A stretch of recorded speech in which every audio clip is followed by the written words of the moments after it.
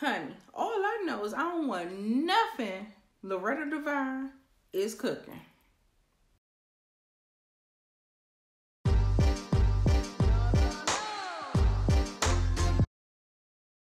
Hey everybody, it's me, it's Nita, and I'm back for another movie review. The movie that I'm going to be reviewing for you today is Spell. It's the new horror suspense thriller that came out on VOD October 30th, 2020. It is directed by Mark Tondre, and he is most notable for TV series. One of note that's more recent is Lock and Key on the Netflix platform. The movie is starring Omari Hardwick. You may know him from Next Day Air, or you may know him from playing Ghost on the show Power. We also have our beloved Loretta Devine starring in this film, and you know her from everything. She's like one of our woman Samuel L. Jackson. So, so we got Loretta Devine. The movie clocks in at 1 hour and 31 minutes. The synopsis is: a man crash lands into a rural Appalachia and awakens in the attic of a traditional hoodoo practitioner as he desperately tries to break free from her dark magic and save his family from a sinister ritual before the rise of a blood moon.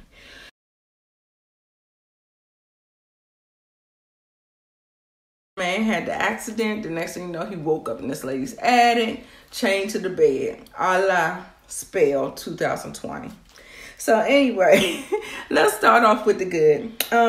Loretta Devine fully commits to the role. And the reason why I say she fully commits is because she has her language, the way she speaks. She speaks like this in every movie, no matter what part she plays. This is her voice. But it's so distinctive.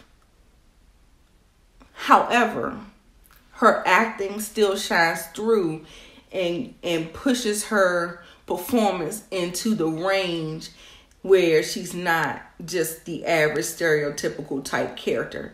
Now, even though you've heard her voice in different movies, she never really plays as she can get to where she's going through her performance. And so that's one of the things that I noticed with this movie. Is like this sounds like our regular Loretta Devine, but she was really like going there. So yeah, it was really good. She really carried this movie on her back.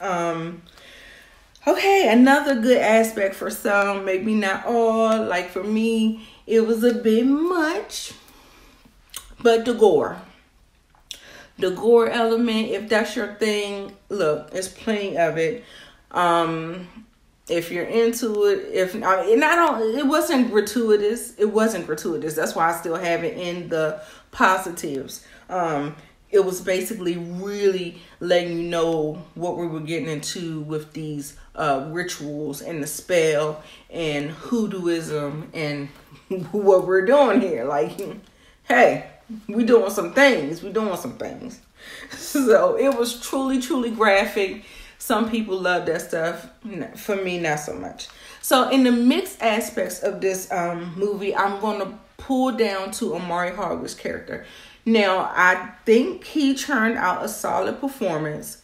However, the first hour of the movie, I still had James St. Patrick on his persona.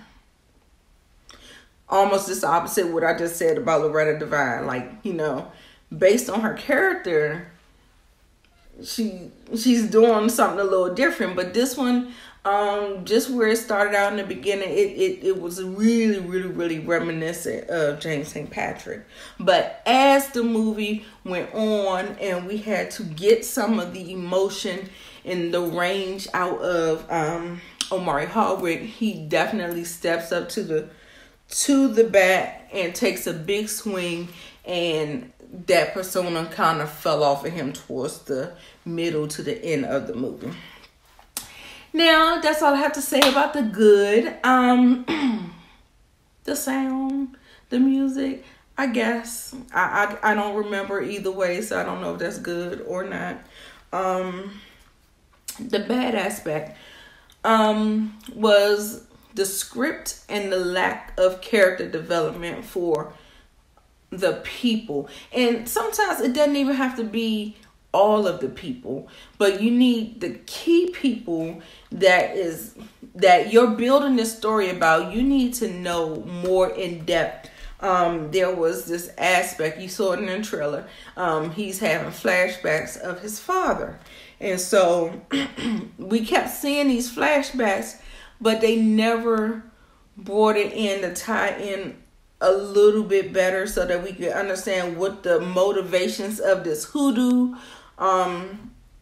cult or hoodoo people, what was this all about? Like, we needed more to tie in together this whole stew, this whole ritual, but with the characters and the pieces, and we need to know why certain things happened the way they did. So so the world building was lacking, the character development was lacking. Although they did try to go there a little with the hoodooism, they actually showed a entire ritual that kind of got you in the mind of it. And then also too, when you get down into the climax and the third act, this is the most egregious mistakes that were made for me. I felt like all throughout the movie they were laying these breadcrumbs, and somewhere along the line,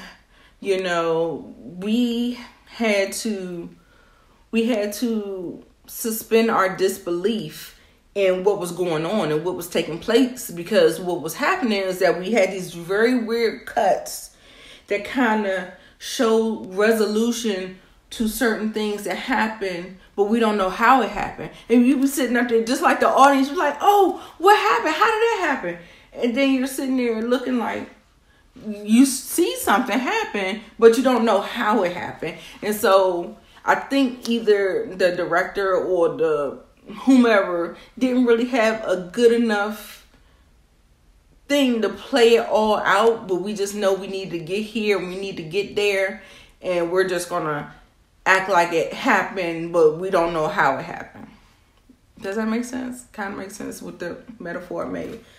Anyway, that part. So yeah, it was a lot of questions where I was like, why did this happen? Why did this happen? What is going on? And so when a movie kind of leaves you with the questions, it kind of sours your opinion of the movie. So anyway, that is my review for Spell. Overall, I give the movie a C- or a 2.25 on the 2 out of 5 rating system. And also 3 movies that I like to recommend that puts you in the vein of Spell. Number 1 is Misery, darling. Yes, Misery. And then also 2, Gerald's Game. And the last, I don't know. I gotta look. Yeah, I'm gonna look.